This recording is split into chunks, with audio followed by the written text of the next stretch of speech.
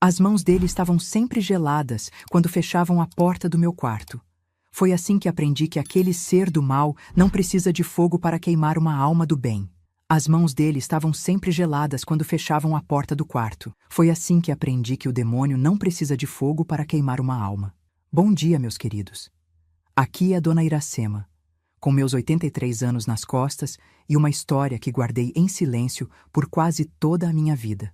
Falo diretamente da minha casinha simples em Cantagalo, interior do Rio de Janeiro, onde as montanhas escondem tantos segredos quanto os corações das pessoas. Antes de começar essa jornada tão difícil, queria agradecer por vocês estarem aqui comigo. É uma bênção poder compartilhar isso depois de tantos anos. Se puderem, deixem um comentário dizendo de onde estão assistindo este vídeo. Isso aquece meu coração de velhinha, saber que minhas palavras chegam em tantos lugares diferentes.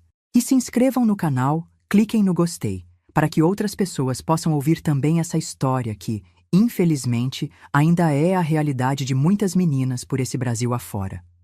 Nasci em 1940, numa época em que criança não tinha voz nem vez. Éramos para ser vistos, não ouvidos, como dizia minha mãe.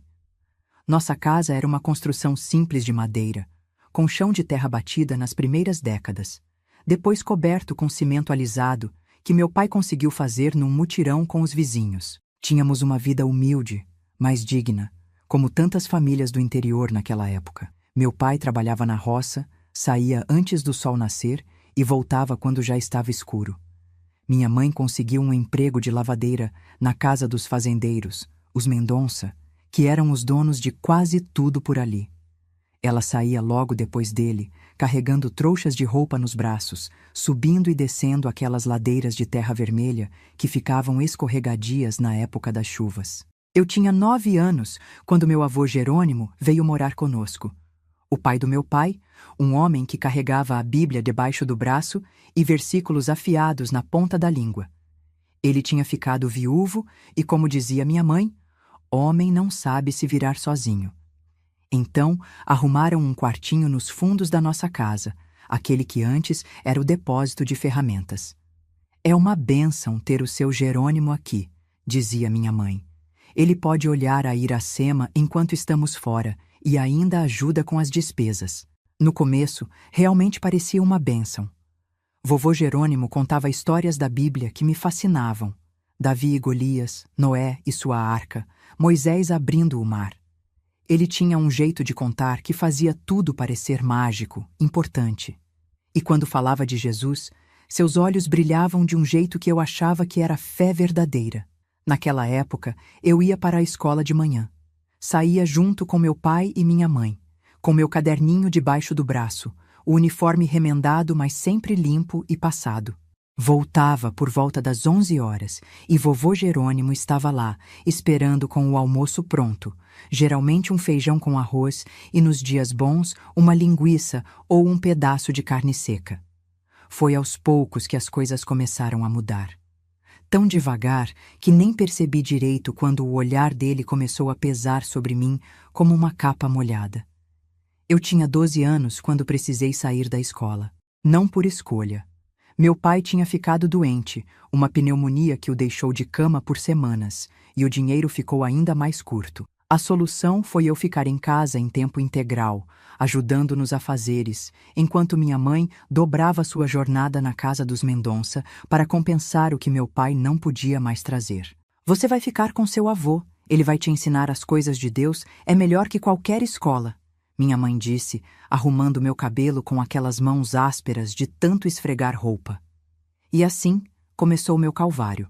Meus pais saíam juntos, meu pai, mesmo fraco, tentando trabalhar em serviços mais leves, e eu ficava sozinha com vovô Jerônimo das 6 da manhã até quase 2 da tarde, quando minha mãe conseguia uma folga para vir preparar o almoço. No começo, eram apenas comentários.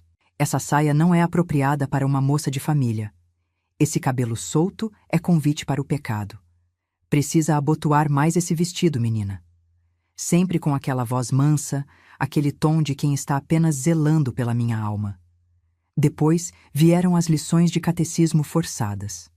Horas sentada na mesa da cozinha, recitando versículos, copiando passagens da Bíblia. Se eu errasse uma palavra, se minha letra não estivesse perfeita, se eu ousasse bocejar de cansaço, era castigo na certa. De joelhos, Iracema, ele dizia, apontando para o chão de cimento áspero. É assim que se fala com Deus quando se comete um pecado. No início, os castigos eram ajoelhar por 15 minutos, rezando o Pai Nosso e a Ave Maria sem parar. Com o tempo, os 15 minutos viraram 30, depois 1 hora. O cimento arranhava meus joelhos até sangrar, mas eu não podia chorar. Chorar era sinal de fraqueza, era dar espaço para o demônio entrar. Tinha dias que ele me obrigava a ficar de joelhos com os braços abertos, como Cristo na cruz. Se meus braços baixassem 1 centímetro que fosse, o tempo recomeçava.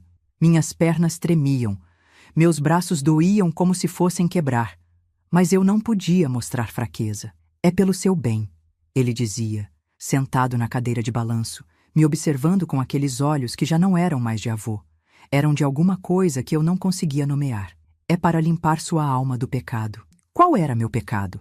Eu não sabia. Ser menina? Estar crescendo? Existir? Aos 13 anos, meu corpo começou a mudar, e com ele, os pecados que vovô Jerônimo via em mim se multiplicaram.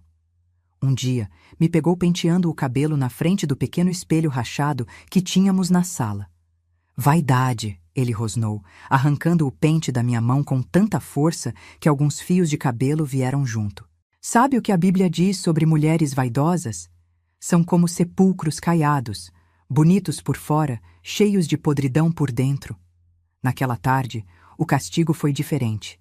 Fui obrigada a ajoelhar no milho, grãos duros e pontiagudos fincando-se na pele tenra dos meus joelhos. E enquanto eu chorava silenciosamente, mordendo os lábios para não gritar, ele lia passagens sobre a queda de Eva, sobre como a mulher trouxe o pecado ao mundo. Repita comigo, ele ordenava. Eu sou a causa do pecado. Eu sou a tentação. Meu corpo é um instrumento do diabo. E eu repetia, as palavras saindo entre soluços engasgados, os joelhos sangrando, a alma se quebrando um pouco mais a cada sílaba forçada. Depois desse dia, os rituais se tornaram mais frequentes, mais elaborados. Ele dizia que via o demônio em mim, que precisava expulsá-lo, que era sua missão divina me salvar de mim mesma. Quando meus seios começaram a aparecer sob as blusas, ele me obrigou a usar faixas apertadas para escondê-los. Instrumento de perdição, ele murmurava, os olhos fixos justamente onde não deveriam estar. A faixa machucava, cortava minha respiração, deixava marcas vermelhas na pele que ardiam por dias. Aos 14 anos, tive minha primeira menstruação. Assustada, sem entender direito o que estava acontecendo, corri para minha mãe, que chegou mais cedo naquele dia. Ela me explicou brevemente, com palavras práticas e diretas, me deu uns panos para usar e disse que agora eu era moça feita e precisava ter ainda mais cuidado. Não sei como, mas vovô Jerônimo descobriu. Talvez tenha visto os panos estendidos no varal dos fundos, talvez tenha ouvido minha conversa com minha mãe. Naquela noite, enquanto meus pais dormiam exaustos do trabalho, ele entrou no quartinho que eu dividia com meus irmãos mais novos. Venha comigo, sussurrou, me puxando pelo braço com tanta força que deixou marcas roxas nos dias seguintes. Precisamos limpar esse pecado de você. Me levou para a cozinha, onde a única luz vinha de uma vela que ele já tinha acendido. Na mesa, a Bíblia aberta no Levítico, naquelas passagens sobre a impureza da mulher durante seu período. De joelhos, ordenou, a voz diferente, mais baixa, quase um sibilo. Eu obedeci, tremendo de medo e de frio. Era julho. As noites em Cantagalo podiam ser geladas. O chão estava tão frio que parecia queimar. Você agora carrega a marca de Eva, ele disse, circundando a mesa, a vela projetando sombras monstruosas nas paredes de nossa cozinha pobre. Seu corpo é uma fonte de pecado. Você é uma tentação ambulante, uma armadilha do diabo para os homens de bem. E então começou o ritual.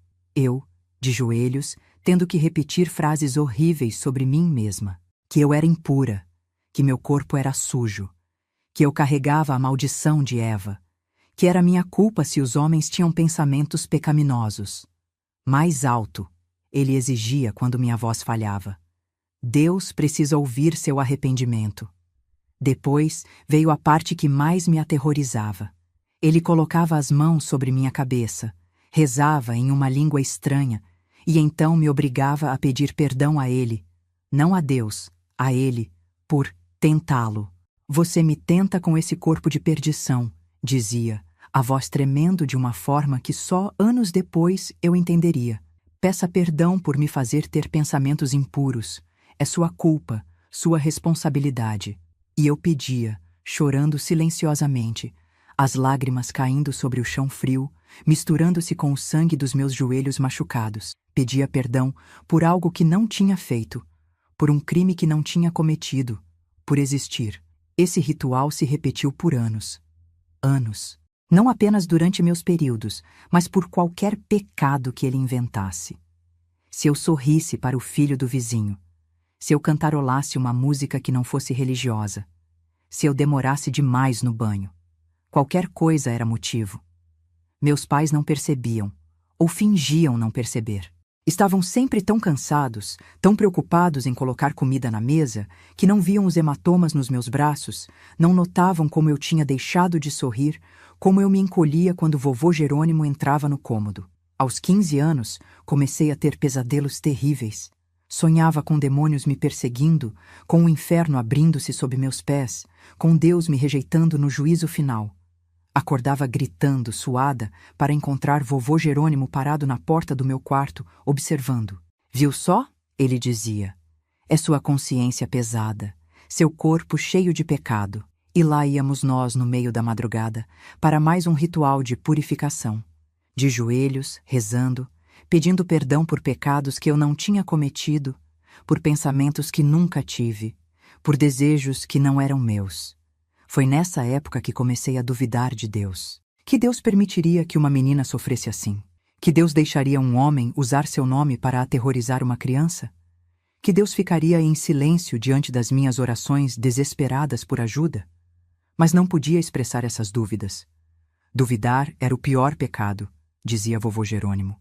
Duvidar era dar as mãos ao diabo. Então eu fingia. Fingia acreditar, fingia me arrepender, fingia aceitar que merecia aqueles castigos. Era a única forma de sobreviver. Uma noite, quando eu tinha quase 16 anos, algo diferente aconteceu. Vovô Jerônimo me acordou no meio da noite, como tantas vezes antes, me arrastou para a cozinha para mais um de seus rituais. Mas dessa vez, seus olhos estavam diferentes. Havia algo neles que me gelou até o âmago. Hoje você vai aprender o que acontece com meninas que provocam os homens de Deus, ele disse, a voz um sussurro rouco que ainda ecoa nos meus pesadelos.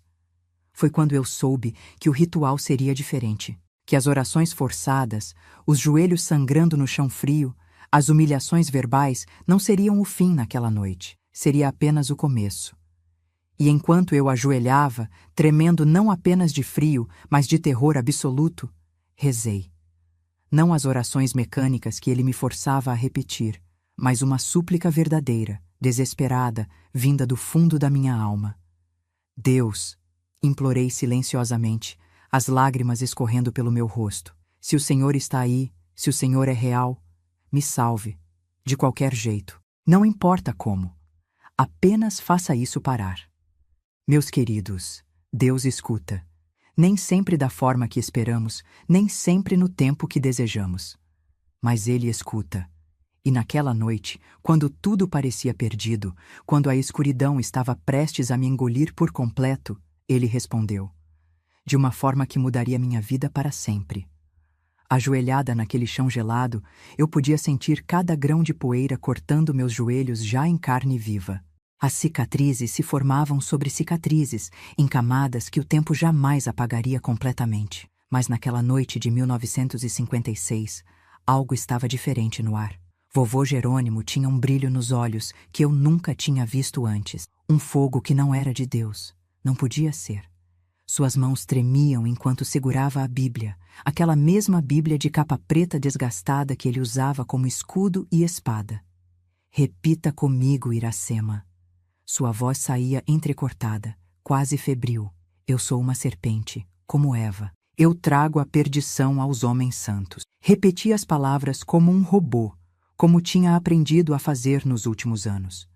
Minha voz não parecia mais minha. Era oca, distante, como se viesse de outro corpo. Era assim que eu sobrevivia, separando minha alma do que acontecia com meu corpo. Era como assistir a tudo de longe, flutuando no teto daquela cozinha escura. Mais alto! Ele gritou, batendo a Bíblia na mesa com tanta força que o lampião tremeu, fazendo as sombras dançarem nas paredes como demônios. Deus precisa ouvir sua confissão. Aumentei o volume, mas algo dentro de mim resistia. Uma pequena fagulha que nem todo aquele terror tinha conseguido apagar. 16 anos, e meus olhos já carregavam o cansaço de uma vida inteira. Naquelas noites horríveis, ele tinha um roteiro que seguia religiosamente. A ironia da palavra não me escapa. Primeiro vinham as acusações. Eu era impura, provocante, cheia de malícia. Depois, as orações em línguas estranhas, palavras que pareciam engasgar na garganta dele. Por fim, a confissão forçada. Eu precisava admitir crimes que não cometi, pecados que nem sabia nomear. Você sabe o que acontece com as filhas de Eva que não se arrependem? Ele perguntou, aproximando-se de mim, tão perto que eu podia sentir seu hálito quente e azedo de café velho. Elas queimam. Queimam para sempre no fogo eterno. Ele pegou o lampião, ergueu-o até a altura do meu rosto. A chama dançou perigosamente perto do meu cabelo. Sente esse calor? É só uma amostra do que te espera, se não purificar essa alma. Fechei os olhos, prendi a respiração. Tinha aprendido que, às vezes, o melhor era não reagir. Qualquer reação podia inflamá-lo mais, como jogar gasolina no fogo. Olhe para mim quando falo com você, ele berrou, puxando meu queixo para cima com força. Abri os olhos e o que vi me gelou por dentro. Não era mais meu avô ali, era outra coisa. Algo que habitava dentro dele. Algo que usava a religião como disfarce para uma escuridão mais profunda que qualquer noite. Agora, ele sussurrou, colocando o lampião de volta na mesa. Vamos para a parte mais importante, a purificação. Essa era a parte que mais me aterrorizava. Cada vez ele inventava um novo tipo de purificação. Às vezes era ficar horas de joelhos, até minhas pernas adormecerem completamente. Outras vezes era recitar capítulos inteiros da Bíblia sem errar uma palavra. Cada erro significava uma bofetada. Já tinha sido obrigada a tomar banhos gelados no meio da madrugada para esfriar os pensamentos pecaminosos. Tinha passado noites inteiras em pé no quintal, na chuva, para que a água do céu lavasse minha alma. Mas naquela noite, algo me dizia que seria pior, muito pior. Levante-se, ele ordenou. Obedeci, minhas pernas tremendo tanto que mal me sustentavam. Meus joelhos estavam em carne viva, manchando de vermelho a barra da minha camisola branca de algodão. Sabe por que estamos aqui hoje? Perguntou, circundando-me como um predador. Porque te vi hoje. Vi como olhou para o Toninho quando ele passou com o carro de boi. Vi o sorriso, vi o pecado nos seus olhos. Toninho era o filho mais novo do seu Antônio, nosso vizinho. Tinha 20 anos, e sim, tínhamos trocado um sorriso inocente quando ele passou pela nossa casa naquela tarde. Um sorriso, só isso. Em um mundo normal, seria nada. No mundo controlado pelo meu avô, era uma sentença. Não fiz nada de errado, murmurei, e imediatamente soube que tinha cometido um erro terrível. A mão dele acertou meu rosto com tanta força que cambaleei para trás, quase caindo. O gosto metálico de sangue encheu minha boca, onde meus dentes cortaram a parte interna da bochecha. Está me chamando de mentiroso? Ele rosnou. Está dizendo que o homem de Deus está errado? Não, não, apressei-me a dizer, o medo tomando conta de cada célula do meu corpo. Me desculpe, o senhor está certo, eu pequei. Seu rosto se suavizou um pouco, satisfeito com minha submissão. Era assim que funcionava. Qualquer resistência só piorava tudo. Eu tinha aprendido a arte de dobrar sem quebrar, de ceder sem me perder completamente. Bom, ele disse, agora vamos limpar esse pecado. Hoje vamos fazer diferente. Ele foi até o armário da cozinha, aquele velho de madeira carunchada que guardava nossas poucas louças e mantimentos. Abriu a gaveta de baixo e tirou algo que não consegui identificar imediatamente na penumbra. Quando se virou, vi que era uma tesoura. Grande, pesada, daquelas usadas para cortar tecido. Seu cabelo, ele disse aproximando-se. É sua vaidade, seu instrumento de sedução. Vamos acabar com isso. Meu cabelo era a única coisa da qual me orgulhava. Preto, grosso, longo até a cintura. Minha mãe sempre dizia que era igual ao da minha avó paterna quando jovem, antes dela morrer do coração. Era a única conexão que eu tinha com essa avó que nunca conheci. A única herança física que recebi dela. Por favor, supliquei, as lágrimas brotando instantaneamente. Por favor, não. De joelhos, ele ordenou, ignorando meu apelo. E agradeça a Deus por esse ato de purificação. Ajoelhei-me novamente naquele chão implacável, o corpo todo tremendo. Ele se posicionou atrás de mim e eu fechei os olhos, sentindo as lágrimas quentes escorrendo pelo rosto, contrastando com o frio que sentia por dentro. O som da tesoura cortando os primeiros mechas foi como um grito na noite silenciosa. Cada corte, cada mecha caindo no chão, era como perder um pedaço de mim mesma. Não era apenas cabelo, era dignidade, identidade, a última coisa que ainda era verdadeiramente minha. Repita comigo, ele dizia entre os cortes. Agradeço a Deus por me livrar da vaidade. Agradeço a Deus por me purificar. E eu repetia, a voz embargada pelas lágrimas, enquanto ele transformava meu cabelo em um amontoado irregular, cortando tão rente em alguns lugares que a tesoura arranhava meu couro cabeludo, deixando pequenos cortes que ardiam. Quando terminou, pegou um espelho quebrado que ficava pendurado na parede e colocou na minha frente. Olhe para você agora. Menos tentadora, não é? Menos perigosa. A imagem que vi quase não reconheci. Uma menina com olhos assustados, o rosto manchado de lágrimas e sangue, o cabelo destroçado como se tivesse sido atacada por um animal selvagem. Algumas partes estavam quase na raiz, outras ainda tinham alguns centímetros. Era uma visão de pesadelo. Agradeça, ele exigiu. Obrigada, murmurei, sem conseguir olhar mais para aquele reflexo quebrado. Ele colocou o espelho de lado e ajoelhou-se na minha frente. Seus olhos agora tinham aquele brilho estranho novamente, algo que ia além da satisfação por ter me purificado. Agora vem a parte mais importante, ele disse, a voz mudando para algo mais baixo, mais íntimo, que fez meu estômago revirar. A verdadeira purificação. Foi nesse momento que soube que todos os horrores anteriores tinham sido apenas o prelúdio, que o verdadeiro inferno estava apenas começando. Ele ergueu a mão, tocou meu rosto de uma forma que nenhum avô deveria tocar uma neta. Seus dedos desceram pelo meu pescoço, parando na gola da minha camisola. Um corpo tão jovem, tão cheio de pecado, murmurou, mais para si mesmo que para mim. Precisa ser purificado completamente. Fechei os olhos, sentindo-me tão suja, tão impotente, tão pequena diante daquele mal disfarçado de santidade. Naquele momento, todo o ensinamento religioso que ele tinha me forçado a engolir durante anos se revelou como realmente era. Não era Deus que falava através dele. Era algo muito, muito mais escuro. Deus, rezei silenciosamente, sem mover os lábios. Se o Senhor existe mesmo, se está me ouvindo, por favor, me tire daqui, de qualquer jeito, não importa como.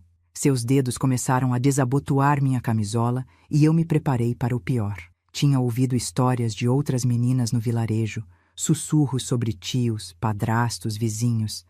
Histórias que terminavam com olhares baixos e frases incompletas. Agora eu entenderia o que ficava por trás daqueles silêncios. Você vai me agradecer. Ele sussurrou, o hálito quente e azedo contra meu rosto. Vai agradecer por eu salvar sua alma. E então, como se minha oração silenciosa tivesse sido ouvida, algo aconteceu.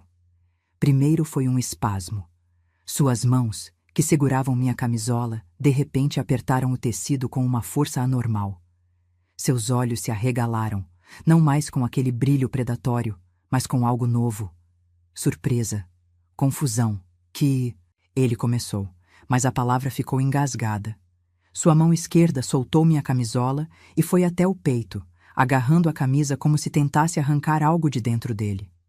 O rosto, antes corado pela excitação doentia, agora ficava rapidamente pálido, depois com um tom azulado. A boca se abriu e fechou como a de um peixe fora d'água, buscando o ar que não vinha. Recuei, ainda de joelhos, assistindo a cena com um misto de terror e fascínio. Ele cambaleou para trás, derrubando a cadeira, a mão ainda apertando o peito com força, os olhos agora cheios de pânico. Tentou falar novamente, mas tudo que saiu foi um som estrangulado. Então, com um baque surdo que pareceu sacudir a casa inteira, caiu. Não me mexi por vários segundos, talvez minutos. Apenas fiquei ali, olhando para o corpo do meu algoz estirado no chão da cozinha, a luz fraca do lampião lançando sombras grotescas sobre seu rosto contorcido. Quando finalmente encontrei forças para me aproximar, toquei seu pescoço, procurando um pulso como tinha visto minha mãe fazer quando meu irmãozinho ficou muito doente uma vez. Não havia nada. Nenhuma pulsação, nenhum movimento, nenhuma respiração. Vovô Jerônimo, o homem que por anos tinha sido o demônio disfarçado de anjo na minha vida, estava morto. Um ataque cardíaco fulminante, diria depois o médico que raramente vinha àquelas bandas. Olhei para minhas mãos, depois para o corpo, depois para o céu que podia ver pela janelinha da cozinha. Um céu estrelado, indiferente ao drama que acabara de se desenrolar sob seu manto escuro. Foi o Senhor? Sussurrei para as estrelas distantes. Foi o Senhor que atendeu minha oração? Não houve resposta, claro. Apenas o silêncio da noite, o vento sussurrando nas folhas da mangueira do quintal, o pio distante de uma coruja. Mas naquele momento, ajoelhada no chão frio, com meu cabelo destroçado caído ao meu redor como uma oferenda macabra, com o corpo do meu torturador estirado na minha frente, eu soube. Soube que, de alguma forma, minha oração desesperada tinha chegado aos ouvidos divinos. Que no exato momento em que o mal estava prestes a atingir seu ápice, uma mão invisível tinha intervindo. Não me mexi por um longo tempo. Não chamei por ajuda. Não gritei. Apenas fiquei ali, processando o que tinha acontecido, tentando entender o que aquilo significava para mim, para minha vida, para minha fé tão machucada. O que se faz quando sua oração por salvação é atendida com a morte de alguém? Como se sente quando seu torturador cai morto aos seus pés, no exato momento em que estava prestes a cometer o pior de seus crimes? Gratidão? Terror? Culpa? Alívio? Era tudo isso, misturado num turbilhão que me deixava tonta, confusa, perdida entre sentimentos que não conseguia nomear completamente. Quando o primeiro raio de sol entrou pela janela, iluminando o corpo no chão com uma luz dourada quase sagrada, finalmente me levantei. Minhas pernas estavam dormentes, meus joelhos em carne viva. Toquei meu cabelo destroçado, sentindo as partes irregulares, os cortes no couro cabeludo. E então fiz algo que não fazia verdadeiramente há anos. Rezei. Não as orações mecânicas e vazias que ele me obrigava a repetir, não as súplicas desesperadas por salvação. Foi uma oração diferente. Uma conversa real com qualquer força divina que pudesse estar me ouvindo. Não sei se foi o Senhor que fez isso, sussurrei, olhando para o corpo no chão. Não sei se devo agradecer ou pedir perdão. Não sei o que isso faz de mim. Mas se foi o Senhor, obrigada. E por favor, me mostre o caminho agora, porque estou perdida. Então, saí para o quintal, para o ar fresco da manhã, deixando para trás o corpo frio e a escuridão da cozinha.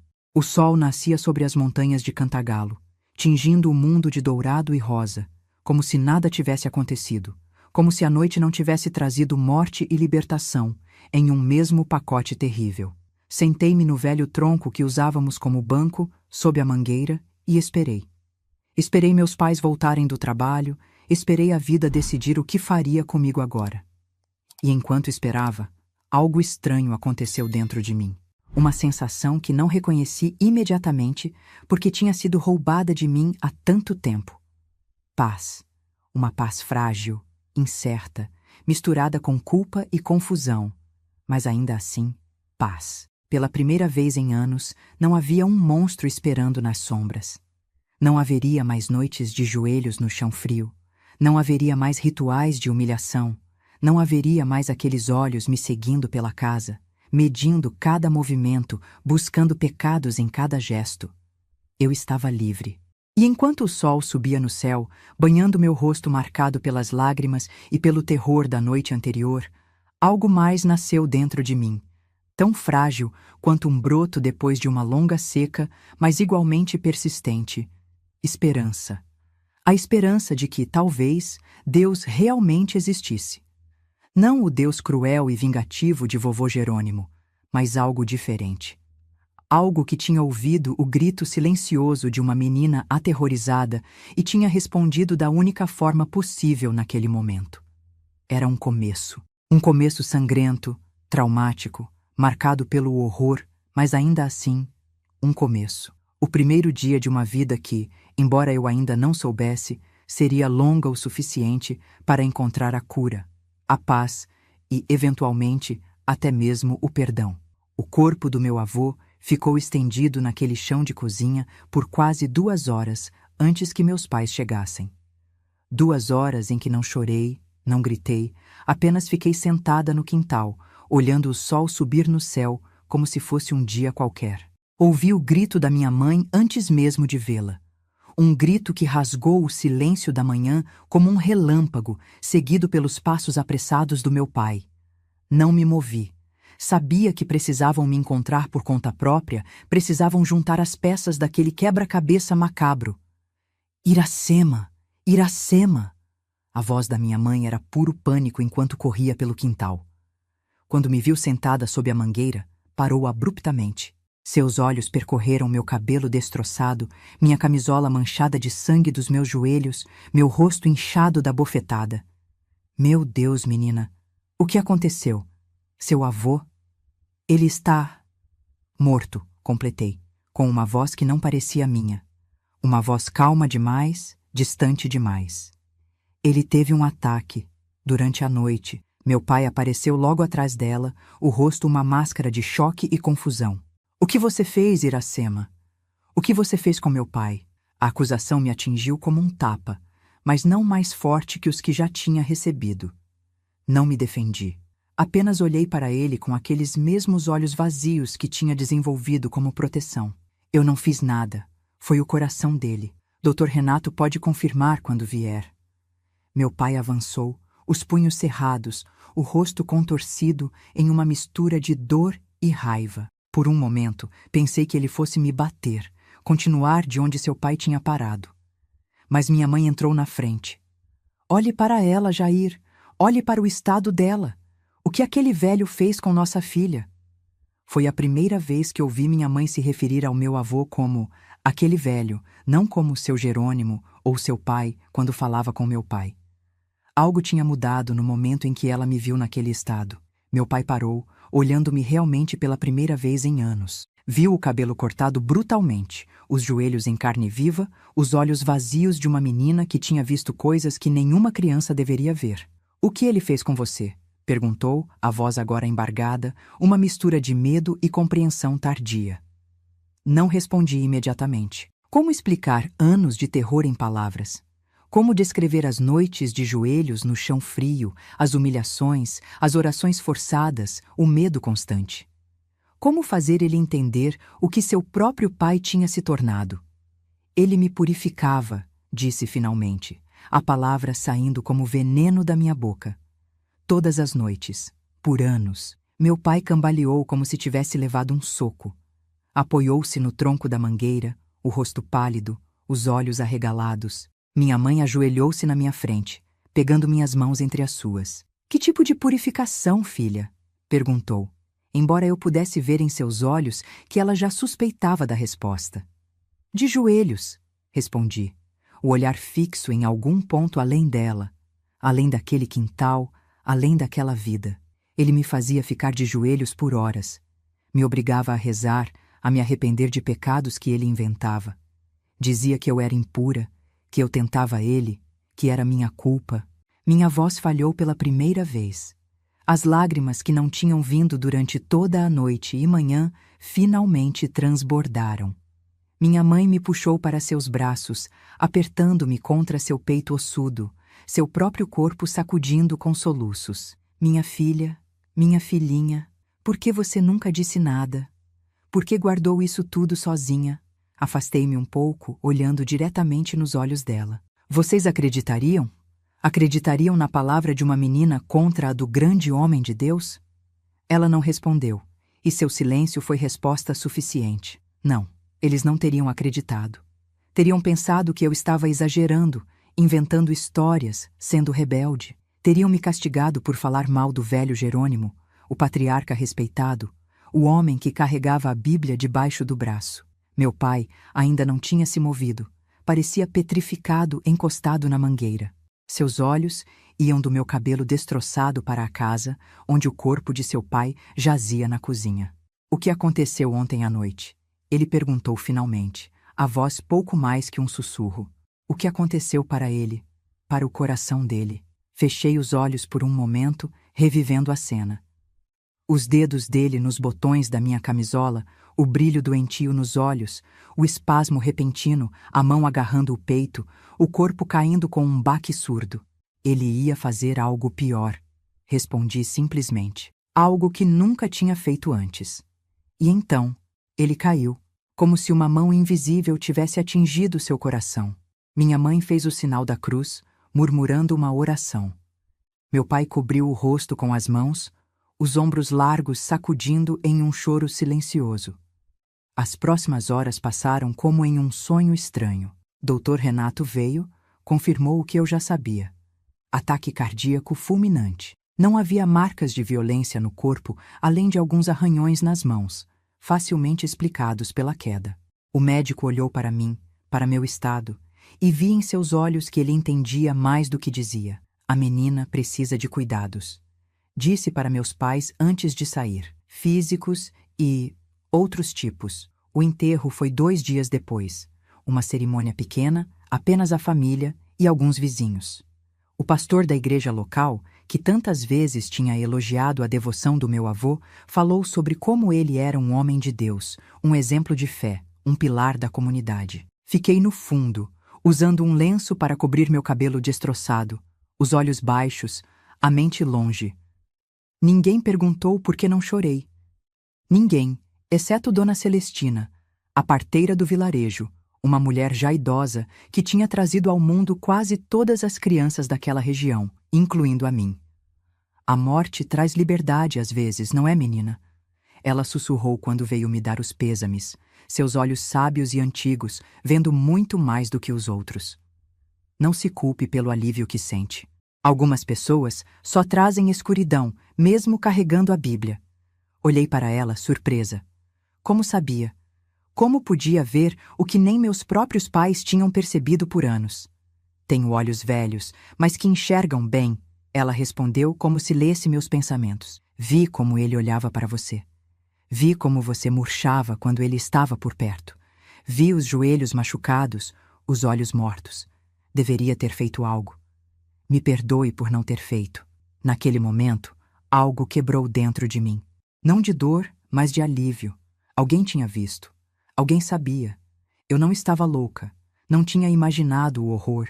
Era real, e alguém além de mim sabia disso. Não foi culpa sua, respondi, a voz tremendo. Não foi culpa de ninguém, exceto dele. Ela apertou minha mão. Um toque gentil como há muito não sentia. E agora ele foi julgado por um poder maior que qualquer um de nós. Reconstrua sua vida, menina. Não deixe que o que ele fez defina quem você é. Nas semanas que se seguiram, a vida na nossa casa mudou completamente. O quarto dos fundos, onde meu avô tinha vivido, foi esvaziado. Suas coisas queimadas no quintal, em uma espécie de ritual de purificação que minha mãe conduziu em silêncio. A Bíblia dele, aquela que tinha sido usada como arma contra mim por tantos anos, foi a última coisa a ir para o fogo. Isso não é a palavra de Deus. minha mãe disse enquanto as chamas consumiam as páginas gastas. É o esconderijo do diabo. Meu pai demorou mais a se recuperar. Não apenas da morte do seu pai, mas da revelação de quem ele realmente era. Durante semanas, mal conseguia olhar para mim, carregando uma culpa que o curvava como um peso físico. Uma noite, quase um mês depois do enterro, ele entrou no quarto que eu dividia com meus irmãos. Sentou-se na beirada da minha cama, as mãos grandes e calejadas repousando incertas sobre os joelhos. Iracema, começou, a voz rouca de quem tinha chorado. Nunca vou me perdoar por não ter protegido você. Por não ter visto o que estava acontecendo sob meu próprio teto. Olhei para ele no escuro, vendo não o homem forte que sempre tinha sido aos meus olhos, mas um homem quebrado pelo peso da verdade. Não foi culpa sua, pai. Ele enganou todo mundo. Era bom nisso. Era meu dever te proteger, insistiu, a voz embargada. E falhei. Deixei aquele monstro fazer o que fez com você, enquanto eu trabalhava, pensando que estava tudo bem, que você estava segura. Naquela noite, pela primeira vez, contei tudo. Tudo mesmo. Cada detalhe dos anos de abuso, cada humilhação, cada noite de joelhos no chão frio. E pela primeira vez, meu pai chorou abertamente na minha frente. Grandes soluços que sacudiam seu corpo forte como tempestades. Quando terminei, ele fez algo que não fazia desde que eu era muito pequena. Me abraçou. Um abraço desajeitado, tímido, de quem não sabe se tem o direito de oferecer conforto depois de falhar tão terrivelmente. Mas ainda assim, um abraço. Vamos superar isso, prometeu, a voz firme apesar das lágrimas. Vamos curar essa família. E nunca mais ninguém vai te machucar assim, filha. Nunca mais. Nos meses que se seguiram, nossa família passou por uma lenta transformação. O fantasma do meu avô ainda pairava pelos cantos da casa, mas cada dia ficava um pouco mais fraco, um pouco mais distante.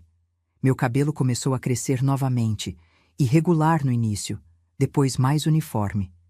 Minha mãe cortou as pontas para deixá-lo mais apresentável, e cada centímetro que crescia era como uma pequena vitória sobre o passado.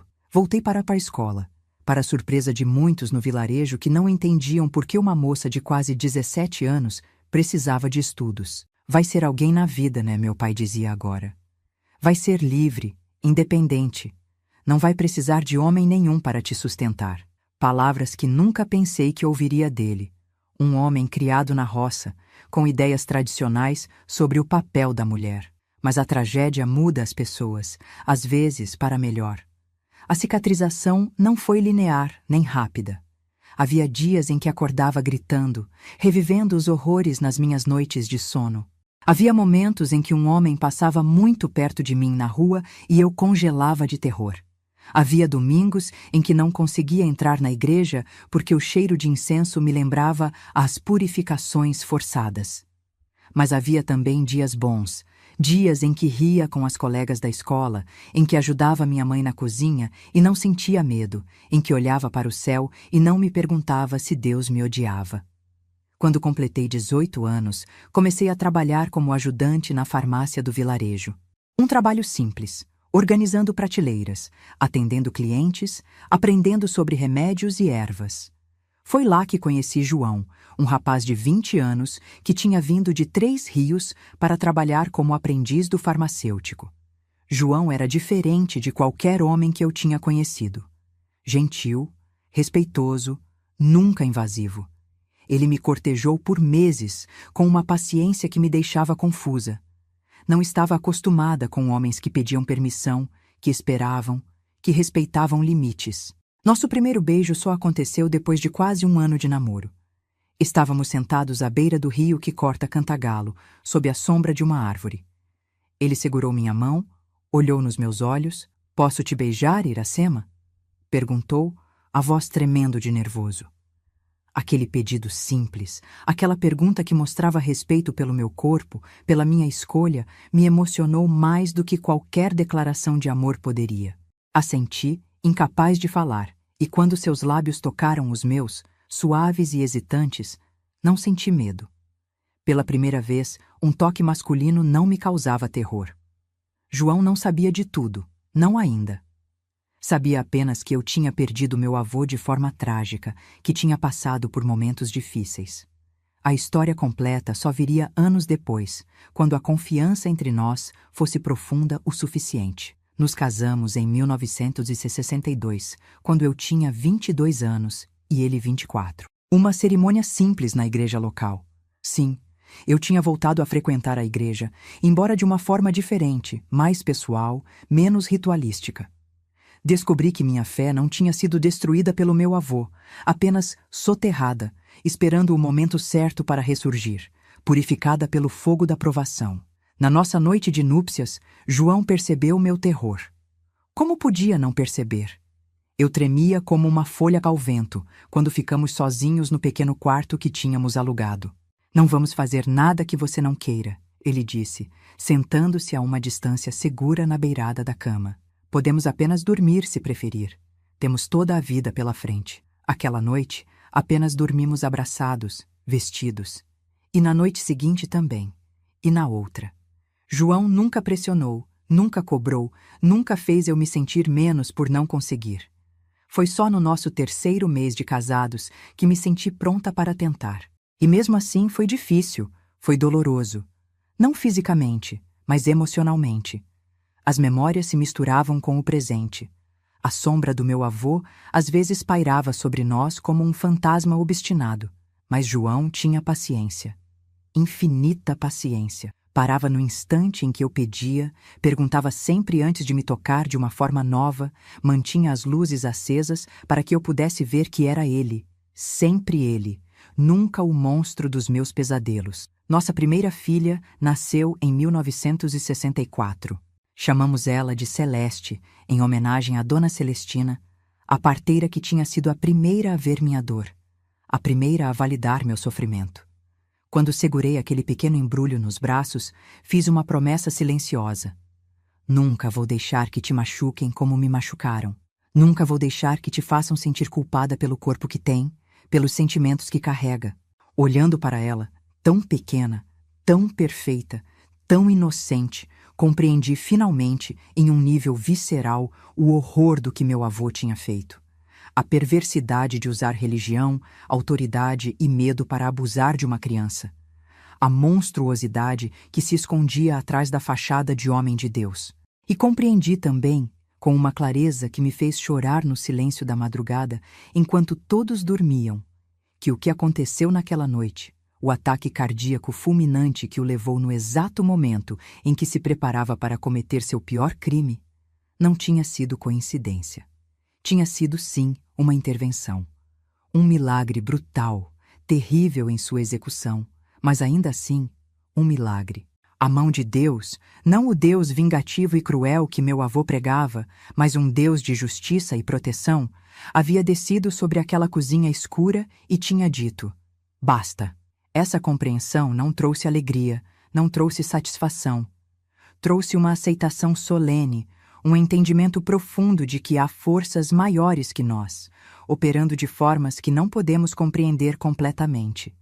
E trouxe também a certeza de que, apesar de tudo que sofri, eu não estava sozinha naquele sofrimento. Alguém, ou algo, estava comigo, mesmo nas noites mais escuras. Nunca mais vi meu avô nos meus sonhos depois do nascimento da Celeste. Os pesadelos finalmente cessaram, substituídos por sonhos comuns, às vezes até alegres.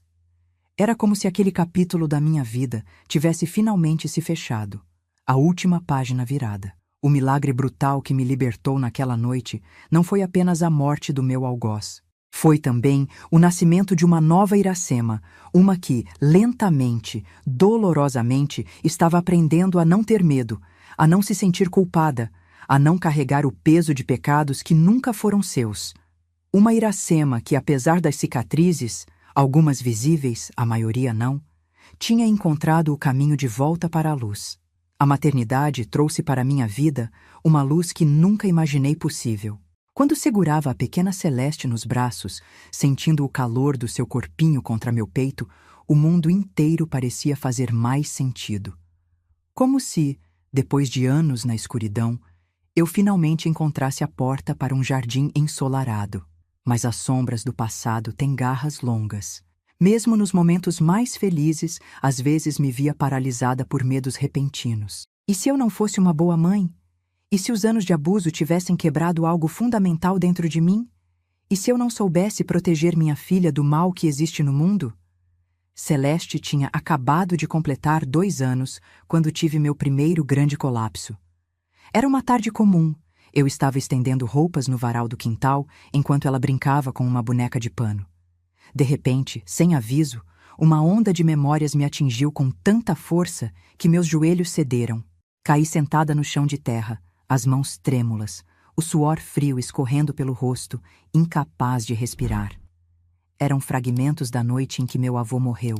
Seus dedos nos botões da minha camisola, sua respiração pesada, o brilho doentio nos olhos e depois o espasmo, a surpresa, o corpo caindo pesadamente no chão da cozinha.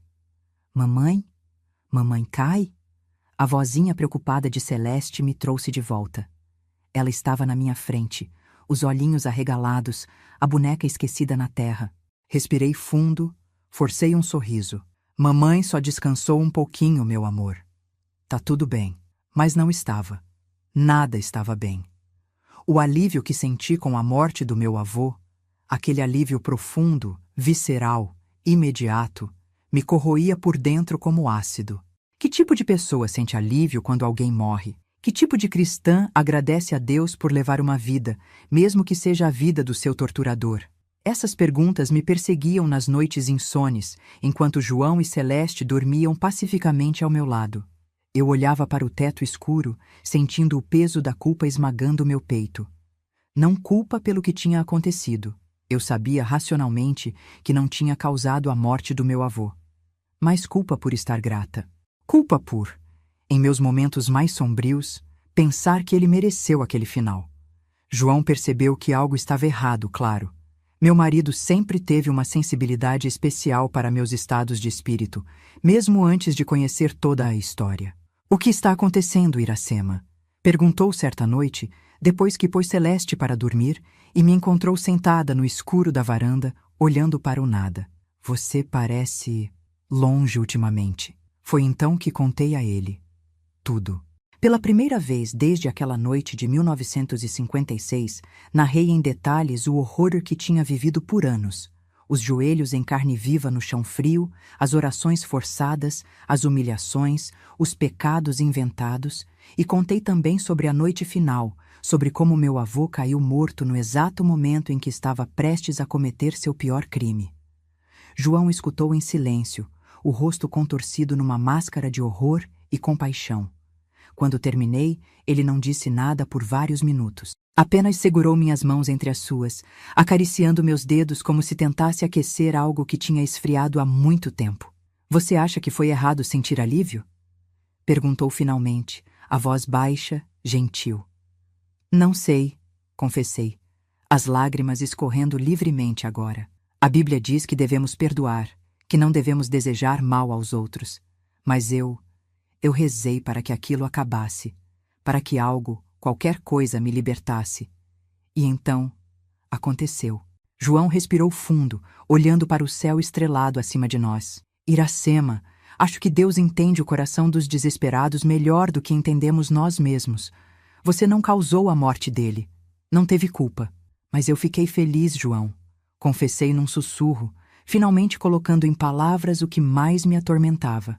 Quando percebi que ele estava morto, que nunca mais me machucaria, nunca mais me obrigaria a ficar de joelhos, nunca mais me chamaria de impura, senti uma alegria tão grande que me assustei. Ele apertou minhas mãos, olhando diretamente nos meus olhos. Isso não faz de você uma pessoa má, meu amor. Faz de você humana. Quem não sentiria alívio depois de anos de tortura? Quem não agradeceria por estar livre?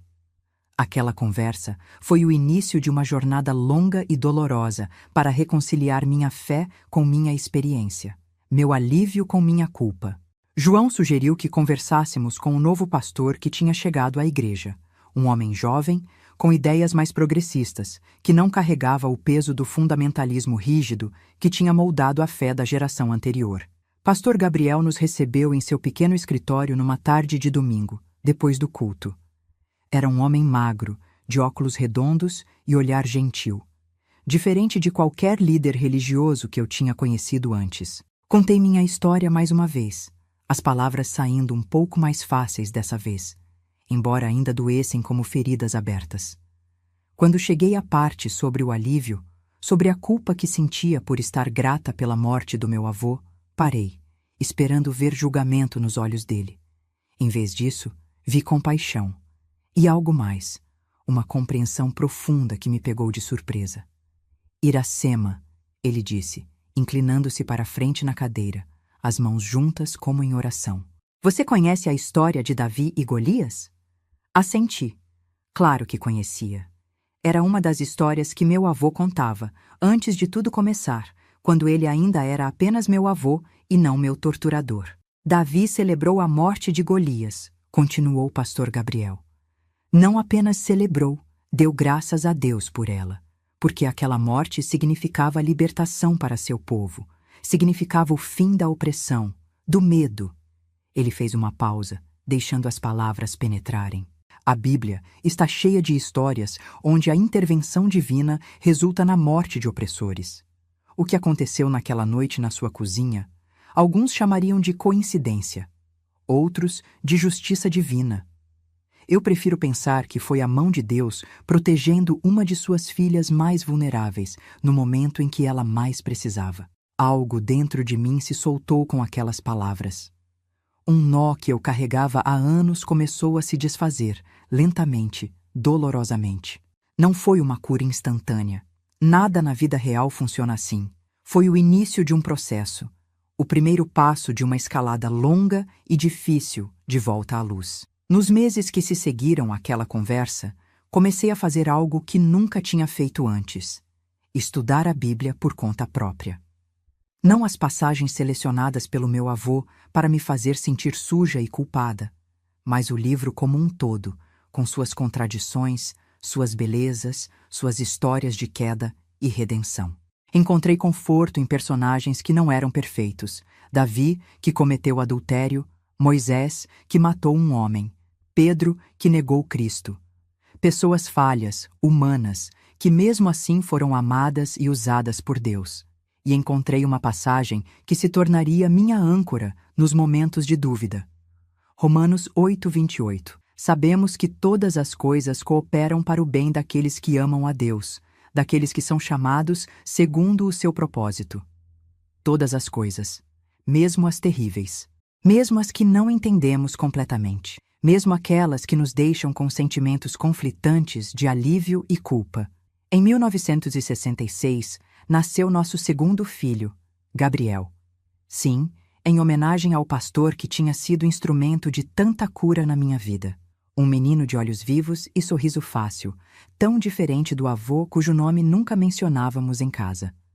A maternidade, que tinha começado como um desafio assustador com Celeste, agora se tornava uma fonte de cura, de propósito. Cada abraço que dava nos meus filhos, cada beijo de boa noite, cada história contada sob o cobertor, tudo isso era um ato de rebelião contra o passado, uma afirmação de que o ciclo de abuso tinha sido quebrado. Com João, construímos uma família baseada no respeito, no amor genuíno, na fé que liberta em vez da religião que aprisiona. Nossa casa era o oposto daquela onde cresci, cheia de risadas, de música, de conversas honestas. Claro, não era perfeita. Tínhamos nossos problemas, nossas discussões, nossos momentos difíceis. Passamos por dificuldades financeiras quando a farmácia onde João trabalhava fechou em 1970. Enfrentamos a doença do pequeno Gabriel, uma pneumonia que quase o levou aos 4 anos. Vivemos as dores e alegrias comuns a qualquer família. Mas havia uma diferença fundamental. Enfrentávamos tudo juntos, como parceiros, como iguais. Não havia medo entre nós. Não havia a sensação constante de estar pisando em ovos, esperando a próxima explosão. Havia apenas pessoas imperfeitas, tentando fazer o melhor que podiam uns pelos outros. Em 1975, aos 35 anos, fiz algo que nunca tinha imaginado possível. Voltei a estudar. Um curso noturno para concluir o ensino médio, frequentado principalmente por jovens que trabalhavam durante o dia. Eu era facilmente a mais velha da turma, com exceção do professor de matemática. Nunca é tarde para recomeçar, ele disse quando me viu hesitante na porta da sala no primeiro dia. Conhecimento não tem idade. Foi difícil no início. Meu cérebro parecia enferrujado depois de tantos anos longe dos livros. Mas havia uma fome dentro de mim. Uma sede de aprender que nem mesmo os anos de abuso tinham conseguido extinguir completamente. João cuidava das crianças nas noites em que eu ia para a escola. Celeste, aos 11 anos, já ajudava com o irmão de 9, orgulhosa de ser a mulher da casa enquanto mamãe estudava. Quero ser inteligente igual você quando crescer, ela me disse uma noite, enquanto me observava fazer a lição de casa na mesa da cozinha. Quero estudar e ser alguém importante. Aquelas palavras me atingiram como um raio de luz. Era isso. Era exatamente por isso que eu estava ali, quebrando todas as expectativas, todos os moldes que a sociedade tinha para uma mulher da minha idade, do meu meio. Não era apenas por mim. Era por Celeste, para mostrar a ela que uma mulher podia ser mais do que esposa e mãe, que podia sonhar, aprender, crescer, não importa o que tivesse passado, não importa quantos anos tivesse. Quando me formei, em 1977, minha família inteira estava lá. João, Celeste, Gabriel e até mesmo meus pais, já idosos, mas orgulhosos de um jeito que nunca tinha visto antes. Especialmente meu pai, que chorou abertamente quando peguei meu diploma. Ele, que nunca tinha tido oportunidade de estudar além do primário, que tinha passado a vida trabalhando na roça para sustentar a família. Você conseguiu, filha, ele disse, abraçando-me com força depois da cerimônia. Fez o que ninguém na nossa família jamais fez. Foi um momento de culminação, de realização, mas também de perdão, não pelo meu avô, cujos atos eram imperdoáveis, mas pelo meu pai, que não tinha conseguido me proteger. E por mim mesma, por todos os anos em que acreditei nas mentiras, em que me senti suja, culpada, impura. Aquele diploma representava mais que educação formal. Representava liberdade, autodeterminação, a capacidade de reescrever minha própria história. No ano seguinte, consegui um emprego como auxiliar administrativa na prefeitura de Cantagalo. Um trabalho simples, mas que me dava independência financeira pela primeira vez na vida. Meu primeiro salário foi uma revelação. Dinheiro que eu tinha ganho com meu próprio esforço, minha própria capacidade. O que vai fazer com ele? Perguntou João quando trouxe o envelope para casa, os olhos brilhando de orgulho. Pensei por um momento, saboreando a sensação de escolha, de poder. Vou guardar metade para a educação das crianças. E com a outra metade, vou comprar livros. Muitos livros. E assim fiz. Nossa casa, que sempre tinha sido simples, mas acolhedora, começou a acumular estantes improvisadas, cheias de livros de todos os tipos. História, literatura, ciência, filosofia, clássicos e contemporâneos, romances e ensaios. Lia vorazmente, como quem tenta recuperar o tempo perdido, e incentivava meus filhos a fazerem o mesmo. Conhecimento é a única coisa que ninguém pode tirar de vocês, dizia sempre. Podem perder tudo na vida, mas o que está aqui, e apontava para a cabeça, vai com vocês para onde forem. Celeste seguiu meus passos, tornando-se uma leitora ávida. Gabriel preferia esportes, mas ainda assim desenvolver o hábito de ler pelo menos um pouco todas as noites antes de dormir. Nossa casa se tornou um ambiente de aprendizado constante, de discussões estimulantes, de crescimento intelectual. Foi nessa época, no final dos anos 70, que finalmente consegui fazer as pazes com o passado. Não no sentido de perdoar o imperdoável, mas de aceitar que o que tinha acontecido era parte da minha história, não a história inteira. Que o horror daqueles anos tinha me moldado, sim, mas não me definia completamente. Em uma tarde particularmente significativa, visitei o cemitério onde meu avô estava enterrado. Não tinha ido lá desde o enterro, mais de 20 anos antes. O túmulo estava abandonado, coberto de mato, a lápide simples quase ilegível sob o musgo. Não senti raiva olhando para aquela sepultura esquecida. Não senti medo, nem ódio, nem mesmo aquela culpa corrosiva que tinha me acompanhado por tanto tempo. Senti apenas paz. Uma paz surpreendente, inesperada, como água fresca depois de uma longa caminhada no deserto. Você não venceu, disse em voz baixa para o vento, para as árvores, para o passado. Tentou me destruir, mas estou aqui, inteira, viva, amada. Você virou pó e eu floresci. Naquele momento, compreendi finalmente que o alívio que senti com sua morte não era pecado. Era sobrevivência. Era meu espírito se agarrando à vida, escolhendo a luz em vez das trevas. E se Deus tinha intervindo naquela noite, como acreditava profundamente que tinha, então meu alívio era apenas o eco da própria justiça divina. Saí do cemitério sentindo-me mais leve do que em décadas, como se tivesse finalmente deposto um fardo que carregava há tanto tempo que tinha se tornado parte do meu próprio corpo. Voltei para casa, para minha família, para os livros, para a vida que tinha construído das cinzas daquela noite terrível.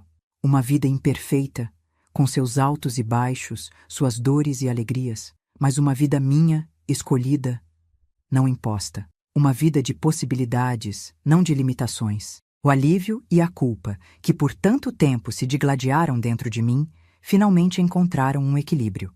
Não através do esquecimento. Nunca esqueci. Nunca poderia. Mas através da aceitação. Da compreensão de que sentimentos contraditórios podem coexistir, que podemos carregar múltiplas verdades ao mesmo tempo. Podia sentir alívio pela morte do meu torturador e ainda ser uma boa pessoa. Podia agradecer a Deus pela intervenção que me salvou e ainda ser uma cristã genuína. Podia lembrar do horror e ainda escolher a alegria, a vida, o amor.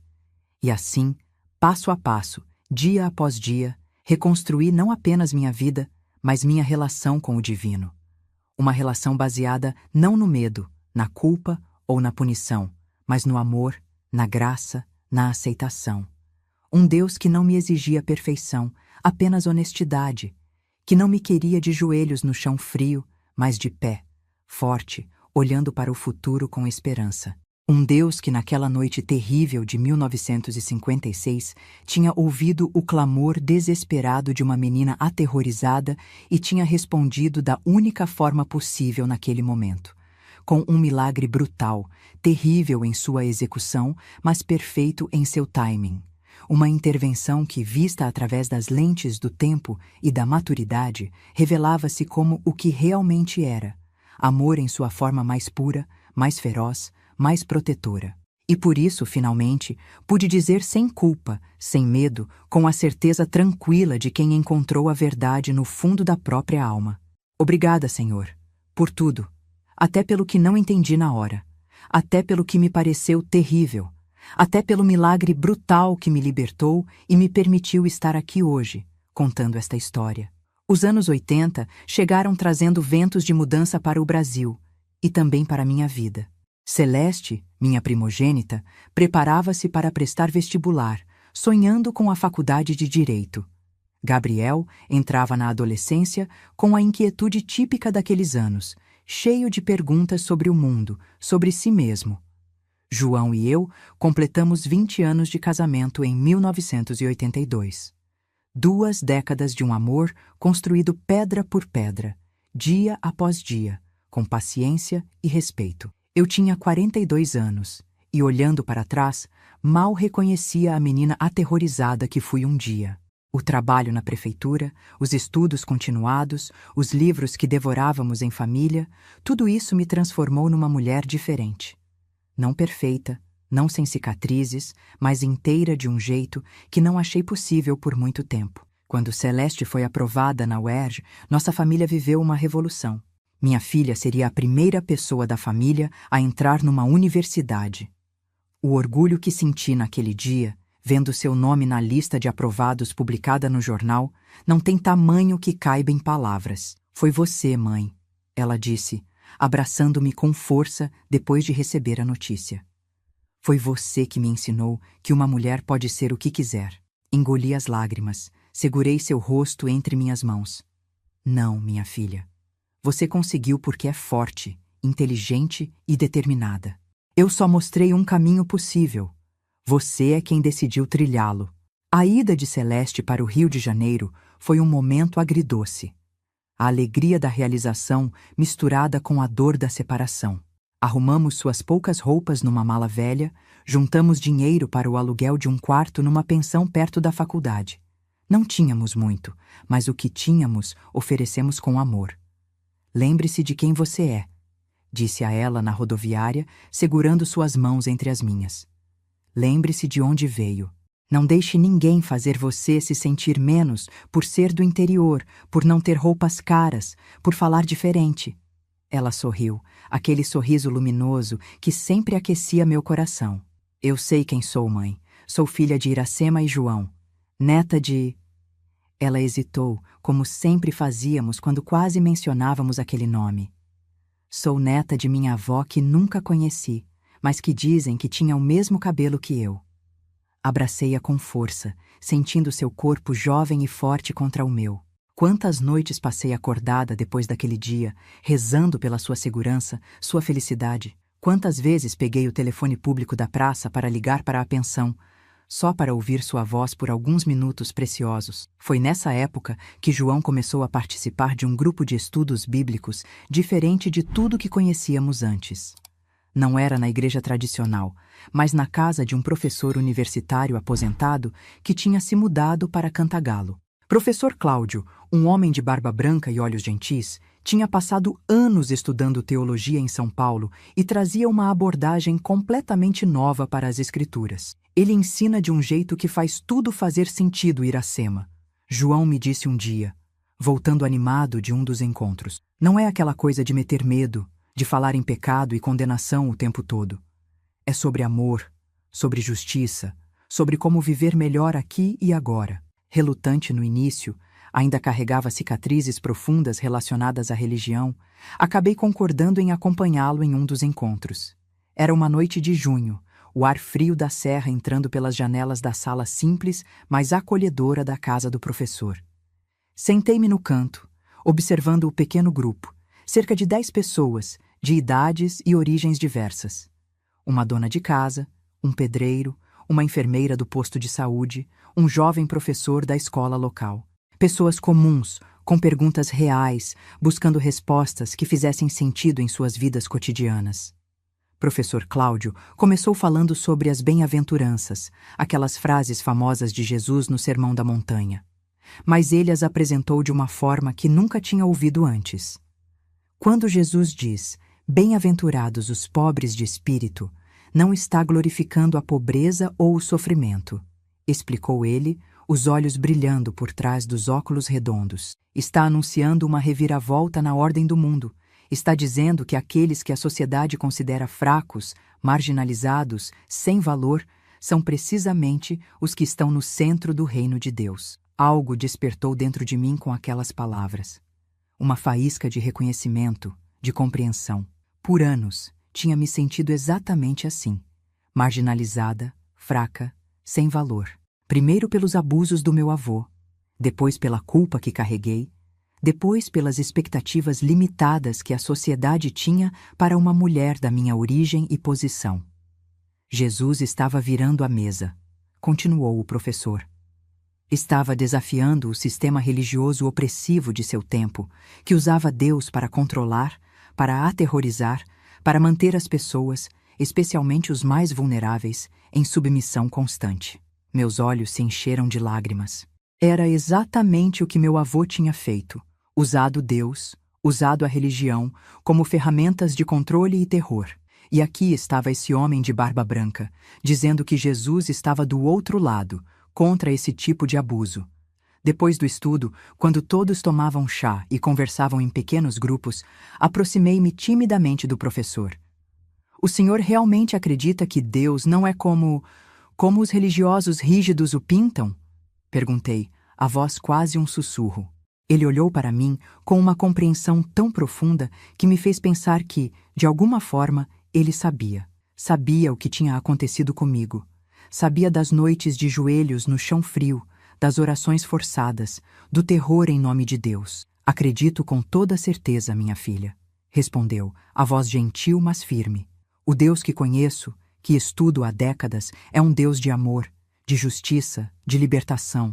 É um Deus que está sempre do lado das vítimas, nunca dos opressores. É um Deus que derruba os poderosos de seus tronos e eleva os humildes, como diz o Cântico de Maria. Naquela noite, voltei para casa com algo novo crescendo dentro de mim. Uma fé diferente da que tinha conhecido na infância, diferente até mesmo da que tinha reconstruído nos anos após o milagre brutal. Uma fé mais madura, mais consciente, mais libertadora. Comecei a frequentar os estudos semanalmente, absorvendo cada palavra, cada nova perspectiva. Aprendi sobre a teologia da libertação, sobre como as Escrituras podiam ser lidas a partir da perspectiva dos oprimidos. Aprendi que Jesus estava mais preocupado com justiça social do que com rituais religiosos, mais interessado em amor genuíno do que em obediência cega. Foi como se uma luz se acendesse em um quarto que tinha permanecido em penumbra por toda a minha vida. Não apenas podia reconciliar minha fé com minha experiência, podia ver que minha própria jornada de libertação estava profundamente alinhada com a mensagem central do Evangelho. Em 1985, algo inesperado aconteceu. Professor Cláudio, já com a saúde debilitada pela idade avançada, me chamou para uma conversa particular. Iracema, disse ele, sentado em sua cadeira de balanço, um livro aberto no colo. Quero que você assuma a liderança do grupo de estudos quando eu não puder mais. E fiquei paralisada de choque. Eu? Uma mulher sem formação teológica formal, com apenas o ensino médio completo tardiamente, liderando um grupo de estudos bíblicos? Mas, professor, eu não tenho preparação para isso, protestei. Não estudei em seminário, não sei grego nem hebraico. Ele sorriu. Aquele sorriso que irradiava sabedoria e bondade. Nem os discípulos sabiam, minha filha. Eram pescadores, coletores de impostos, pessoas comuns. O que você tem é muito mais valioso que títulos acadêmicos. Tem experiência de vida, tem sede de conhecimento, tem um coração que conheceu o sofrimento e ainda assim escolheu o amor. Engoli em seco, incapaz de responder imediatamente. Era um voto de confiança tão grande, uma responsabilidade tão séria. Além disso, acrescentou ele com um brilho nos olhos, você lê mais que qualquer pessoa que conheço. Duvido que alguém no grupo tenha devorado tantos livros de teologia quanto você nos últimos anos. Era verdade. Desde que comecei a frequentar os estudos, tinha mergulhado em livros que o professor emprestava. Teólogos contemporâneos que escreviam sobre um Deus de amor e justiça, estudiosos que analisavam as Escrituras em seu contexto histórico original, pensadores que questionavam as interpretações tradicionais que tinham sido usadas para oprimir e controlar. Pense nisso, ele disse pegando minha mão. Não precisa responder agora, mas saiba que você tem um chamado especial, Iracema. Sua história, sua jornada, não é apenas para você. É para ser compartilhada, para ajudar outros que estão presos nas mesmas armadilhas religiosas que quase destruíram você. Saí daquela conversa tremendo, não de medo, mas de uma emoção que não conseguia nomear completamente. Seria possível? Eu, que tinha sido tão brutalmente silenciada em nome da religião, agora poderia usar minha voz para libertar outros? Conversei com João naquela noite, deitados na nossa cama simples, o ventilador velho girando preguiçosamente no teto. Você deve aceitar, ele disse sem hesitação. Tem tanto para oferecer, Iracema, sua força, sua sabedoria, sua fé que sobreviveu ao pior tipo de abuso. Aceitei a proposta na semana seguinte. Professor Cláudio começou a me treinar, passando seu conhecimento, seus livros, suas anotações acumuladas em décadas de estudo.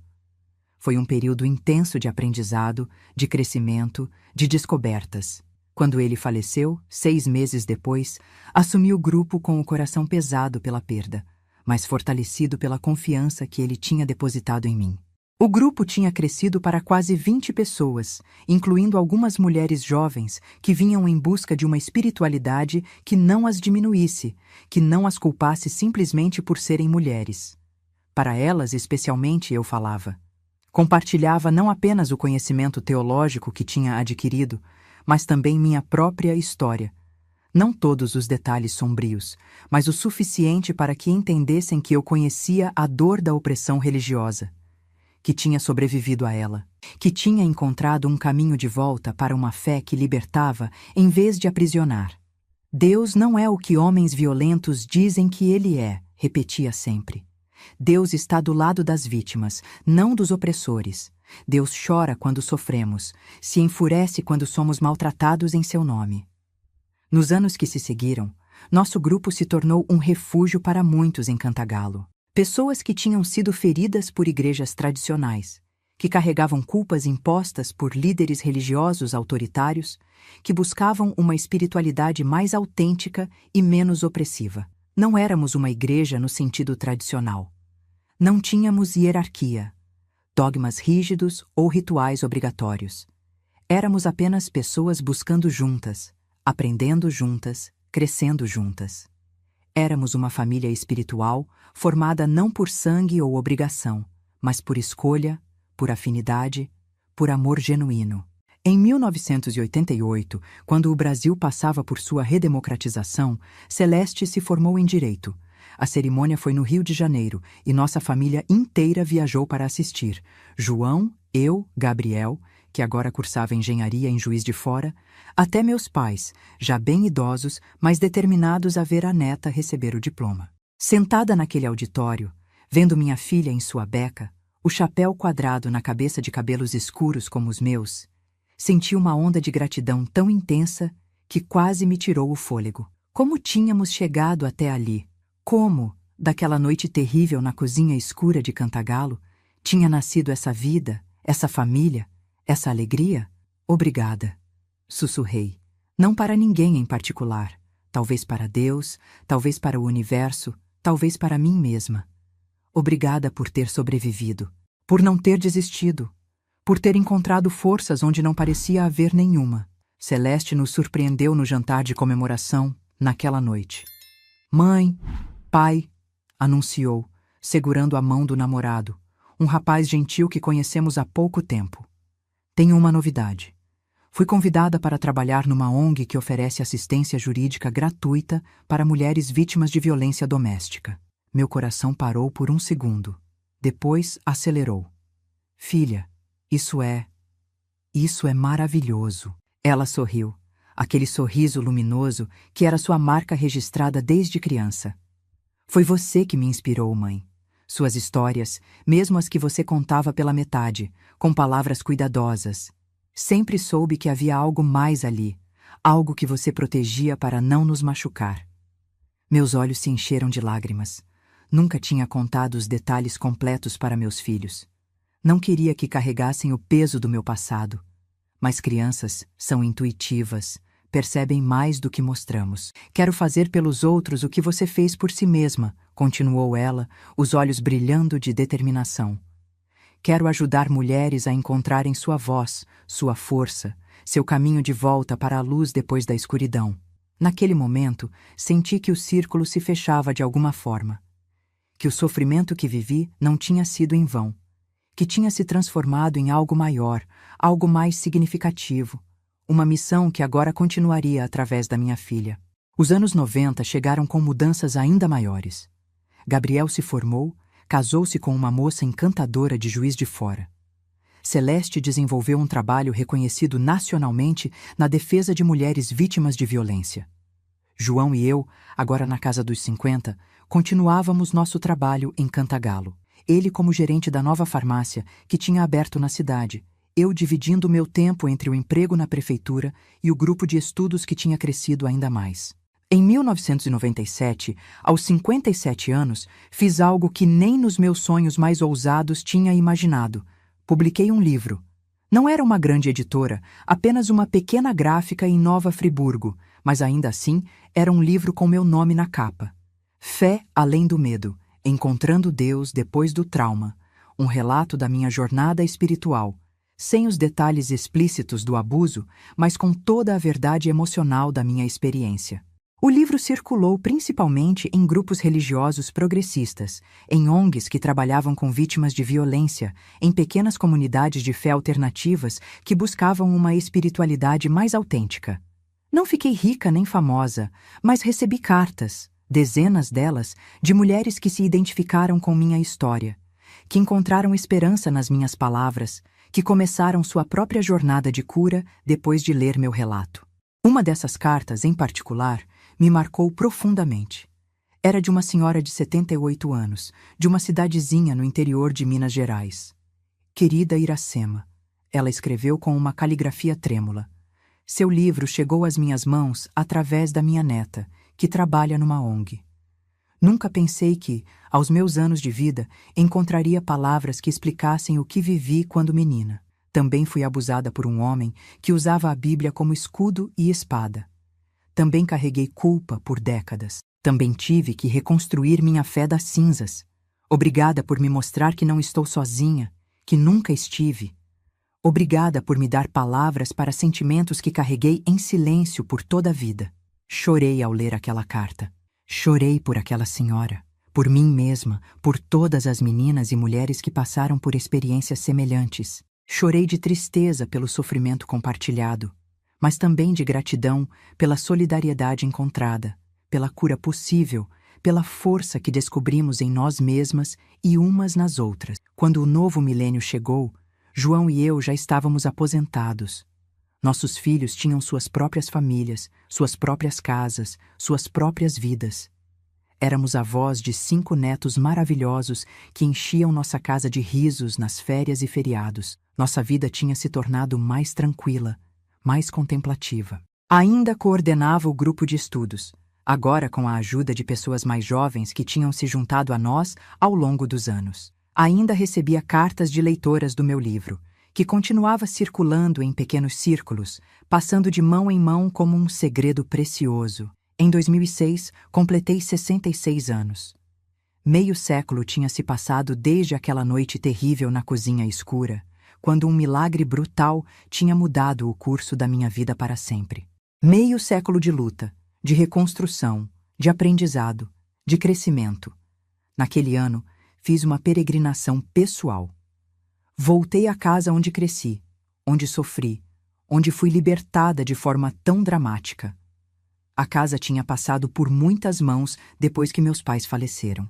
Agora pertencia a uma jovem família com crianças pequenas. Não entrei, apenas fiquei na calçada, olhando para as janelas, para a porta, para o telhado que tinha sido reformado, para o jardim que agora tinha balanços e brinquedos coloridos. O que foi, meu amor?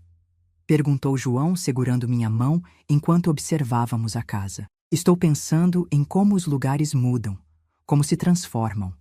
Essa casa, que foi cenário de tanto horror, agora está cheia de risos de crianças, de vida nova. Ele apertou minha mão, entendendo perfeitamente o que eu queria dizer. Como você, Iracema. Como todos nós, se nos dermos a chance. Capazes de transformação, de renovação, de recomeço. Olhei para ele, para esse homem que tinha sido meu companheiro por mais de 4 décadas, que tinha me amado com paciência, com respeito, com constância. Que tinha acreditado na minha força quando eu mesma duvidava, que tinha caminhado ao meu lado na jornada de reconstrução, sem pressa, sem julgamento. Sabe o que mais me surpreende? Perguntei enquanto nos afastávamos lentamente da casa, voltando para o presente, para o futuro. Não é ter sobrevivido. É ter encontrado alegria, verdadeira alegria, não apenas ausência de dor. É ter construído uma vida que vale a pena ser vivida, não apenas suportada. Ele sorriu. Aquele sorriso que ainda depois de tantos anos fazia meu coração bater um pouco mais rápido. Você sempre foi mais forte do que pensa, Iracema. Sempre teve essa luz dentro de você, mesmo nos momentos mais escuros. Talvez ele estivesse certo.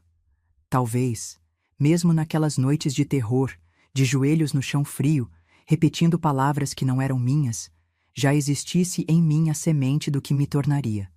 A mulher que sobreviveu, que reconstruiu, que floresceu. Agora, aos 83 anos, olho para trás e vejo um caminho longo, sinuoso, às vezes escarpado, mas que me trouxe exatamente onde preciso estar. Vejo não apenas o horror dos primeiros capítulos, mas toda a beleza que veio depois. O amor encontrado, a família construída, a fé redescoberta, a voz recuperada. Compartilho essa história não para causar horror, nem para buscar pena, mas porque acredito no poder dos testemunhos. Acredito que nossas histórias, especialmente as mais difíceis, podem ser faróis para outros que ainda estão perdidos na escuridão. Se você está assistindo este vídeo e se identifica com qualquer parte da minha jornada, saiba que não está sozinho. Saiba que a escuridão, por mais densa que pareça, não é eterna. Saiba que é possível reconstruir, renascer, encontrar luz e sentido mesmo depois das experiências mais devastadoras. Antes de me despedir, gostaria de pedir que, se esta história tocou seu coração, deixe seu like, se inscreva no canal para acompanhar outras histórias como a minha. E não se esqueça de entrar no nosso grupo de WhatsApp. O link está na descrição abaixo. Lá compartilhamos diariamente histórias reais de outras vovós que, como eu, carregam experiências que podem iluminar seu caminho. A vida é breve, meus queridos. Mesmo 83 anos passam como um sopro quando olhamos para trás. O que importa não é quanto tempo vivemos, mas como transformamos nossas feridas em sabedoria, nosso sofrimento em compaixão, nossas cicatrizes em pontes que nos conectam uns aos outros. Que Deus abençoe cada um de vocês, do fundo do meu coração. E lembrem-se sempre, não importa o que tenham passado, não importa quão profunda seja a escuridão, existe um caminho de volta para a luz. Eu encontrei o meu. Vocês também encontrarão o seu. Encontrarão o seu. Encontrarão o seu. Encontrarão o seu. Encontrarão o seu. Encontrarão o seu. Encontrarão o seu. Encontrarão o seu. Encontrarão o seu. Encontrarão